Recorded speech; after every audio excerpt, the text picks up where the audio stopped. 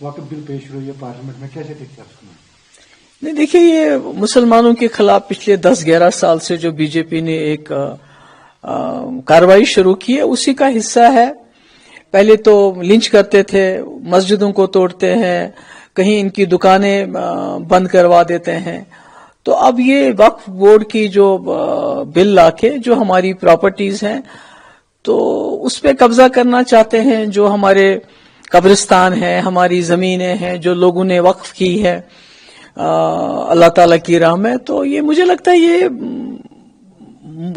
मुसलमान को वो क्या करेंगे, वो तो बर्दाश्त करते आए हैं पिछले 10-11 साल से। मगर मैं समझती हूँ हमारे मुल्क के जो हमारे हिंदू भाई हैं, उनको सोचना चाहिए कि हमारा मुल्क हिंदुस्तान पूरी दुनिया में भाईचारे की वजह से जाना जाता था, गंगा जमुना तहजीब की वजह से जाना जाता था, एक जमहूरी निजाम की वजह से जाना, यहाँ आइन की पासदारी, संविधान को लोग फॉलो करते थे।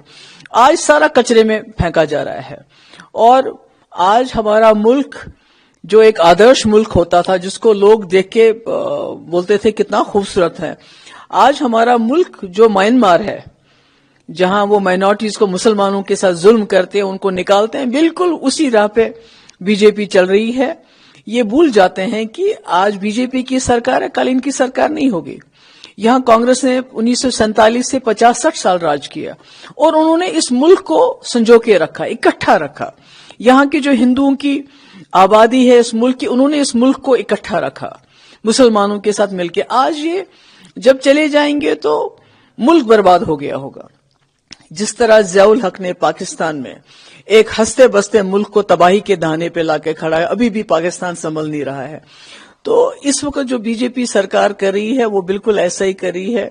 मुसलमानों का हक मार रही है, मुसलमानों के ऊपर जुल्म कर रही है, मुसलमानों को डिसएम्पावर कर रही है।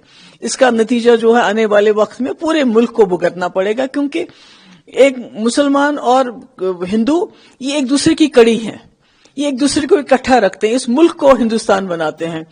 और मैं ये भी साथ में कहना चाहती हूँ कि जिस तरह से पूरे मुल्क के लोग, अभी हम कश्मीरियों को ताना देते हैं कि आपने कश्मीरी पंडितों का ख्याल नहीं रखा, आपने उनको वहां से निकाल दिया, और हमें अफसोस है, हमें शर्मिंदगी भी होती है। तो कहीं हमारे मुल्क के हिंदुओं को भी एक वक्त में शर्मिंदगी ना हो कि हमने मुसलमानों के साथ जब जुल्म हो रहा था तो हम तमाशा देख रहे थे। तो मुझे लगता है कि हिंदू लोगों को सामने आके ये जो बीजेपी की जो कारकर्दगी, ये जो मुसलमानों के खिलाफ खड़े हो गए हैं, इसको रोक लगानी चाहिए। महबूबा जी, आपको नहीं लगता कि सेकुलर पार्टी जेडीयू और टीडीपी आज एक्सपोज हो जाएगी?